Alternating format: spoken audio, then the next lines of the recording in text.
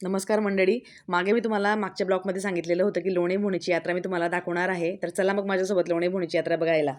आपल्या महाराष्ट्रात मातीत अनेक सण आणि उत्सव साजरे केले जातात, पण गावाच्या यात्रेची मजा काही औरच असते. आजच्या ब्लॉगमध्ये आम्ही अशाच पारंपरिक उत्साहाबद्दल तुम्हाला सांगणार आहे, ते तुम्ही जाणून घ्या. हे बघा, हे बैलगाडी जात आहे. या बैलगाड्याच्या कथेवरच हे इथली यात्रा आधारित आहे आणि अजूनही बैलगाडीवरती भरपूर लोक येतात, कारण की ते शुभ मानलं जातं. हे बघा, इथे हे भरपूर अशी छान छान दुकानं आहेत. हे बघा, हे कोट्या आहेत. भरपूर छान छान दुकानं इथे लागलेली आहेत. तसेच जत्रा म्हटली की रेवडी, बत्ताशे, कलमोडी आलीच. आता आम्ही सगळे दुकानं बघत बघत जातोय. आता याच्यामध्ये पाणे, आकाश पाणे, ब्रेक डान्स आणि लहान मुलांच्या खेळण्यांची दुकाने जत्रेची शोभा वाढवतात. तमाशा, लावणी अशा कार्यक्रमांनी जत्रेची जशी काही रंगत वाढते. आता आम्ही इथं आलेलो आहे एका मंदिरामध्ये. हे एक विशिष्ट मंदिर आहे, जे लक्ष्मीनारायणाचं मंदिर आहे. लक्ष्मी आणि नारायण असे दोन मूर्ती इथे आहेत. असं म्हटलं जातं की हे जे यात्रेची कथा आहे तर ती अशी आहे की एकदा लग्न झालेलं जे जोडपे आणि ज्यांची जी वरात होती ती एका बैलगाड्यातनं जात होती आणि तिथे त्यांना चोरांनी लुटलं आणि त्यांच्याकडचं सोनं वगैरे जे होतं ते घेतलं, पण त्यांच्याकडे तरीही सोनं शिल्लक होतं. आणि हा जो तुम्ही तलाव बघताय तर इथे त्यांचं गाडं असताना ते गाडं जेव्हा निसटलं आणि तिथं येऊन बुडालं तर माणसांसकट आणि सोन्यासकट ते गाडं तिथं बुडालेलं होतं. नंतर ते गाडं पण सापडलं होतं, माणसंही सापडली, सोनंही सापडलेलं होतं. पण अजूनही तिथे कोणीही जात नाही. बैलगाडीचं निशाण आहे. आणि हे जे तुम्ही नळ बघतायत हे गरम पाण्याचे नळ आहेत. इथला हात तलाव आणि हे नळ गरम पाण्याचे हे 12ही महिने 24 तास हे तसेच असतात. इथे ज्यांना मुलबाड होत नाही ते आंघोळ करतात, म्हणून मी ते मुलांना तिथे जाऊ दिलं नाही. मी इथे त्यांना पाय धुण्यासाठी हातात पाणी घेऊन आलेली होती. आणि ही खूप पवित्र जागा आहे. असं म्हटलं जातं की ज्यांना मुलबाड होत नाही त्या स्त्रिया इथे येऊन आंघोळ करतात आणि ते नवस मानतात की त्यांना जर मुलबाड झालं तर इथे ते वरणबट्टी आणि वांग्याच्या भाजीचा नैवेद्य या देवाला देणार. तर हे बघा आहे लोणी भोणेचं लक्ष्मीनारायण मंदिर. तर चला मग आपण लक्ष्मीनारायण मंदिर आणि लक्ष्मी मातेचं दर्शन घेऊया. आता हे बघा, इथे आम्ही दर्शनाला आलेलो आहे. दिवसेंदिवस यात्रेचा ओघ हा लोकांचा कमी होत चाललेला आहे. इथे महिनाभर यात्रा चालायची आधी. माझं लग्न जसं झालं तसं मला आठवतंय, तर भरपूर दिवस यात्रा चालायची. पण आता लोकांना यात्रेला सुद्धा येणं जीवावर येतं. हे बघा, लक्ष्मी मातेचं मूर्ती यांचं तुम्ही दर्शन घेऊन घ्या. तर असं आहे की इथं महिनाभर यात्रा चालायची, तर भरपूर सारे खेळण्यांची दुकानं, वस्तूंची दुकानं, भांड्यांची दुकानं आणि इतके रिझनेबलमध्ये असायचं आणि एवढी छान क्वालिटी असायची. अक्षरशः शेतकरीसुद्धा इथले शेती यात्रेसाठी द्यायचे. 1 महिनाभर तिथे यात्रा भरायची आणि त्याच्यानंतर इथे भरपूर असा आनंद, उत्साह असायचा. पण आता या धकाधकीच्या जीवनामध्ये लोकांना तितकाही वेळ नाही आहे. हे बघा, हे लक्ष्मीनारायणाचं मंदिर आहे. इथे हे लक्ष्मीनारायणाचं प्रतीक हे नवसासाठी मानलं जातं. इथे भरपूर लोक नवस करतात आणि त्यांची इच्छा बिचारे पूर्ण करून मग इथे आशेने येतात. जेव्हा मी इथे आलो तर त्यावेळी आम्हाला बट्टी आणि वांग्याच्या भाजीचा सुगंध फार येत होता. तसेच जत्रेची जिलेबी आणि भज्यांचा सुद्धा खूप वास येत होता. हे बघा, इथे सगळेजण नारळ फोडताय. आम्ही सुद्धा नारळ फोडला आणि प्रसाद घेतला.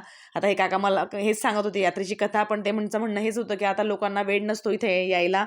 आणि आता तर मंडळी अशा झामुरे येथील लोणी भोणीची यात्रेची ही श्रद्धेची आणि परंपरेची गाथा. बैलगाड्या बुडाल्याची ही जुनी कहाणी आजही आपल्या वाडवडिलांच्या तोंडून ऐकताना अंगावर शहारा येतो. पण त्यांच्यासोबत आता हे बघा, या ठिकाणी यांचा नवस पूर्ण झाला असेल तर वरणबट्टी आणि वांग्याची भाजी, तसंच त्यांनी दिवे आणलेले आहेत तिथे लावून. आणि त्यांच्यासोबत बघा, त्यांचे सगळे नातेवाईक आहेत नवस पूर्ण करून घेण्यासाठी. असे भरपूर कपल्स होते की जे नवस फेडण्यासाठी आलेले होते. चला तर मग आता पेटपूजेची वेळ झालेली आहे. तर आपण काका आता गरमागरम जिलेबी काढतायत, तर आपण जाऊया गरमागरम भजी आणि जिलेबी खायला. खायची का तुम्हाला पण? चला तर मग. आपण असं म्हणतो की भरपूर मिलावट होते, यात्रेतलं कसं खायचं, पण खेड्यागावामध्ये अजूनही प्रामाणिकपणा जिवंत आहे. ही भजी इतकी प्युअर बेसनाची होती आणि प्युअर गुळाची जिलेबी होती. या आमच्या नणंदबाई बघा, मोठ्या नणंदबाई म्हणतात ना की आई माते समान आणि सासू समान असतात. तर हे आम्हाला एवढे प्रेमाने वाढत होते. तर आम्हाला एवढी भूक लागली होती तर आम्हाला फोटोसुद्धा काढायला वेळ नव्हता. आम्ही एवढे फटाफट खाल्ले, त्यांनी पण खाल्ले आणि त्याच्यानंतर आम्ही गेलो होतो पाळण्यांकडे. हे आहे खानदेशी मिठाईचं दुकान. या ठिकाणी आम्ही चिवडा, त्याच्यानंतर भजी, त्याच्यानंतर जिलेबी हे याचा आम्ही आस्वाद घेतला आणि खूप खूप चविष्ट होती भजी इथली. हे बघा, भजी आणि त्याच्यासोबत तिखट अशी हिरवीगार मिरची, याचा स्वाद अप्रतिम. आता इथली कथा अशी आहे, तर ह्या हितवडिलांच्या वाडवडिलांच्या तोंडून आम्ही पहिलेपासून ऐकत आलेलो आहे. पण त्याच्यासोबत जे मंदिर आहे लक्ष्मीनारायणाचं आणि लक्ष्मी मातेचं मंदिर, हे असलेली आपली यांच्याबद्दल असलेली आपली गाढ श्रद्धा अधिक ही दृढ होत जाते दिवसेंदिवस. काळाच्या ओघामध्ये जत्रा जरी बदललेली असेल तरी बैलगाड्यांची जागा गाड्यांनी घेतली असेल, पण जांभोरेकर आणि लोणे भोणे तसेच सभोवतालची जी खेडी आहेत यांचा उत्साह आणि भक्ती आजही तशीच आहे. चला तर मग आता वेळ आहे पाळणे खेळण्याची. पेटपूजा तर झालीच आहे, पण पाळणे पण खेळून घेऊया. पाळणे खेळताना बरेच जण म्हणतात, तुम्ही का लहान आहेत का? अरे पण खेळण्याला आणि एन्जॉयला वय हे बघायचं नसतं. हे बघा, आता हे बाबा यांना काय म्हणाल तुम्ही? हे पण एवढे एन्जॉय करून निघाले, यांना बघून आम्हाला हुरहुर आली. आम्ही सगळेजण गेलो तिथे बसायला आणि त्यावेळी आम्ही पैशांनी बघितले की पाण्याचे पैसे किती घेतात किंवा 2 वेळा फिरवलं आणि 3 वेळा फिरवलं आणि एवढ्या पैशांमध्ये आपण हे खाऊ. नाही, आपली मजा बघायची की आपल्याला किती सुख मिळतंय. आणि ह्या आकाश पाळण्यांवरनं आम्ही जात असताना आम्ही सगळी मजा वरतून बघितली. पूर्ण यात्रा आम्हाला दिसत होती. ब्रेक डान्स, मुलांची खेळणी, मुलांच्या खेळण्यांची दुकानं, त्यानंतर पूर्ण मंडप दिसत होते आम्हाला. यात्रेमध्ये जे जे होते ते हे बघा, इकडे नवस पेडणाऱ्यांचे मंडप होते हे बघा, एवढी जत्रा, याच्या डबलची जत्रा भरायची. पण आता लोकांचा यात्रेकडे येणारा ओघ कमी झालेला आहे. तर तुम्हाला एकच विनंती आहे, आपली जी परंपरा आहे, संस्कृती आहे ती जपून ठेवा. यात्रेला जाताना कंटाळा करू नका. अजूनही तुमची जी ओळख आहे, आपल्या संस्कृतीची जी ओळख आहे ती टिकवून ठेवा. पाळणे, त्याच्यानंतर जत्रेतील खेळण्यांची दुकानं, तसेच देवांचे दर्शन, तिथली रबडी, सगळं. आणि आता हे बघा, आता बिचारे पाळणेवाले काय कमवतील जर आपण त्यांचा विचार केला तर, की एवढे पैसे घेतात. ते पण ते त्याच आशेवर असतात ना.